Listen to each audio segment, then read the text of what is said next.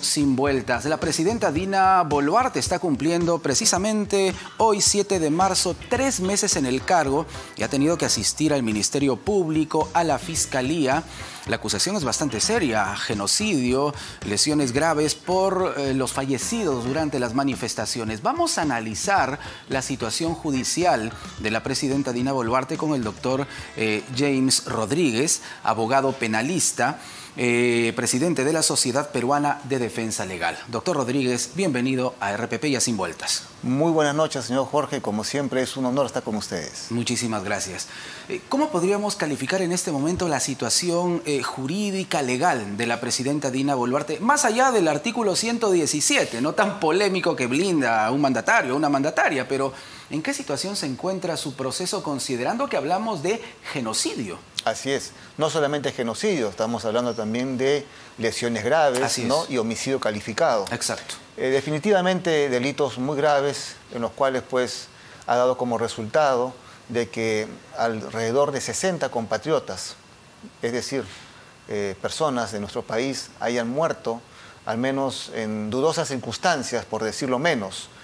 Pero creo que la Fiscalía está haciendo muy bien en el extremo de que está aperturando por cada fallecido una carpeta fiscal. Y se está determinando en forma científica y con pericias de balística de que la munición que fue percutada y que dio como resultado la muerte de estos ciudadanos, de estos peruanos, fueron disparados por fusiles o por armas de exclusivo uso de las Fuerzas Armadas o Fuerzas Policiales. Estamos hablando de 60 carpetas fiscales aproximadamente. Aproximadamente, pero tengo entendido que como 17 o cerca de 20 pericias ya han sido, digamos, tramitadas en ese extremo y se ha comprobado de que la munición, es decir, la bala, fue percutada por un fusil, lamentablemente, en este caso, de una fuerza del orden. Ahora, ¿no es un exceso hablar de genocidio, doctor Rodríguez? Sí, es un exceso desde mi punto de vista, porque estamos hablando de una muerte masiva, ¿no? Una muerte masiva de claro, etnias. Sin ánimo de defender a la presidenta Dina Boluarte, ¿no? Pero el término genocidio tiene una connotación un poco más fuerte, amplia, un poco más amplia. Pero acá sí existen responsabilidades, tanto a nivel político como a nivel judicial. Y muy bien, no hemos venido a defender a nadie, porque nadie tiene derecho a quitarle la vida a un ser humano. Claro. Estamos hablando de 60 vidas, de 60 compatriotas que han muerto en circunstancias totalmente, digamos, reprochables. Hemos visto en los canales de televisión cómo personas que se encontraban en la puerta de su casa o ayudando a otra para poderse reponer de una situación, digamos, en el suelo, fueron victimados. Eso lo ha visto todo el país. Y que, de acuerdo a lo que estamos conversando, estos delitos tienen que ser investigados con la rigurosidad que indica la ley. El día de hoy, efectivamente, como me has indicado, mi estimado Jorge, la presidenta Dina Boluarte ha acudido, creo que a la cuarta citación, es la verdad, cuarta citación al Ministerio Público, en donde finalmente no declaró nada. Y que antes de declarar, la defensa de la presidenta Boluarte explicó de que no iba a hacerlo hasta que se resuelva el pedido realizado por la Procuraduría del Estado en el extremo que ha solicitado una tutela de derechos. ¿Qué es una tutela de derechos? Es cuando, en palabras simples. En palabras simples, por supuesto, siempre lo he explicado de una manera sencilla. Es cuando una de las partes se siente afectado en un proceso que se le está vulnerando el derecho a la defensa. En este caso, cuando declaró el presidente ahora, Otárola, del Consejo de Ministros, el de la PCM, cuando fue a declarar, no fue notificado la Procuraduría del Estado. Es decir, fue solito y el Ministerio Público le tomó la declaración sin la presencia o representante del Estado, del Procurador del Estado. Y efectivamente, con justa razón, la Procuraduría ha solicitado al juez de investigación preparatoria que se le escuche en su derecho de habérsele restringido la participación en la declaración. Claro, es una cuestión de forma, pero hay normativas que se tienen que cumplir. Claro, porque hay preguntas que la Procuraduría tiene que hacerle. Una cosa es el Ministerio Público y otra cosa es la Procuraduría. Entonces, el día de hoy, finalmente, se frustró esta declaración de la presidenta Dina Boluarte y no ha declarado nada.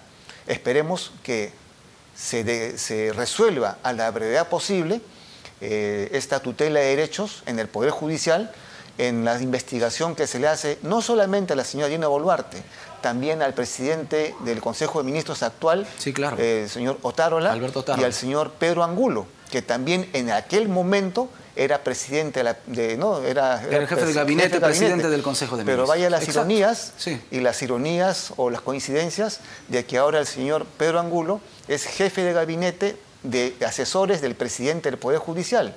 Es decir, pertenece a la institución que lo está investigando. ¿Y esto podría configurar finalmente tipo de conflicto de intereses? Es la institución que está investigando a su jefa, o a su ex jefa, la señora Dina Boluarte.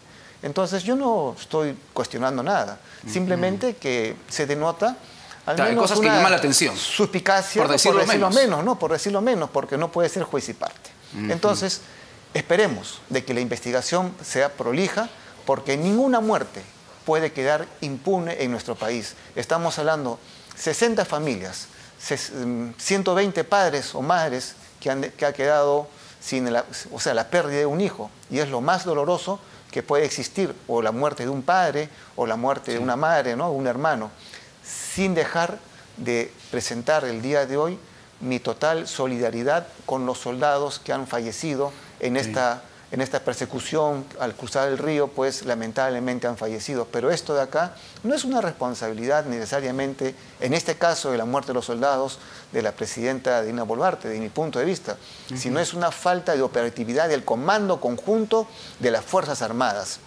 del jefe de la región, en donde se debió haber generado una estrategia militar para que esto no suceda. Es como decir, en las protestas de Puno se mandó a un patrullero con 2 efectivos policiales sin haber generado una ruta o una posibilidad. ¿Cómo se va a mandar a 2 efectivos policiales solos en un tumulto como sucedió en Juliaca? Y lamentablemente sucedió la muerte, de un efectivo policial que fue quemado dentro de una patrulla.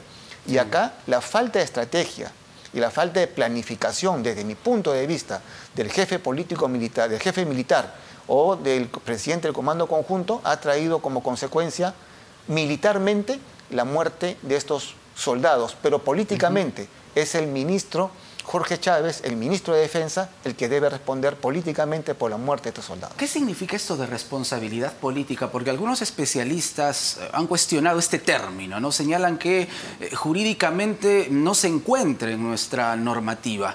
¿Qué significa el tener responsabilidad política? La responsabilidad política lo decide el Congreso de la República. El desaforo, la inhabilitación, la censura a un ministro es una responsabilidad política. Yo soy testigo de que en gobiernos anteriores, obviamente muy anteriores, estamos hablando de 20, 25 años, cuando sucedía una sola muerte en provincia o en cualquier parte de nuestro país, el ministro del Interior o de Defensa, que era el responsable político, presentaba su renuncia en el día. Y acá estamos hablando de 60 muertos y a la presidenta Dina Boluarte no se le mueve ningún pelo. Hay otro caso que también se encuentra en este momento en el centro de la atención de los peruanos, el caso de otro expresidente, Alejandro Toledo, que podría venir a la DIROES y ya van varios. Al final vamos a tener que construir una cárcel solo para expresidentes. Así es. Pero en fin, ¿cuánto puede tardar la extradición de Alejandro Toledo? Él ha dicho que se va a poner a disposición de la justicia cuando le resuelvan el recurso que ha presentado. Efectivamente, yo tengo el gusto de haber participado en las primeras declaraciones como abogado especialista cuando RPP lanzó la primicia en el momento que el expresidente y extraditable Alejandro Toledo fue detenido en los Estados Unidos con fines de extradición. Y siempre manifesté de que era un tema que tenía que tener mucha cautela en los tiempos. El día de hoy se ha llevado una audiencia en Estados Unidos en donde el Departamento de Justicia ha manifestado ante el juez de la causa de que el gobierno peruano ha presentado y ha cumplido con todos los requisitos para que se dé la extradición. El caso del señor Alejandro Toledo ya es un caso que se ha resuelto a nivel jurídico legal, es decir, en el Poder Judicial, en el Departamento de Justicia, y ya ha sido aprobado por el Departamento de Estado, es decir, a nivel político.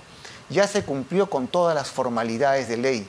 Y lo que está haciendo el expresidente y extraditable Alejandro Toledo es presentar una serie de recursos dilatorios, pero desde mi punto de vista, finalmente tiene que venir a rendir cuentas a la justicia de nuestro país, dada la, digamos, fortaleza que tiene este caso de corrupción, en el caso de Odebrecht, de los 35 millones de razones que tiene para no volver a nuestro país. Muy bien, doctor Rodríguez, muchísimas gracias por su aporte. Es un gusto siempre estar con ustedes. Gracias. El doctor James Rodríguez, abogado penalista, presidente de la Sociedad Peruana de Defensa Legal. Él ha contestado nuestras preguntas sin vueltas en RPP Televisión. Volvemos.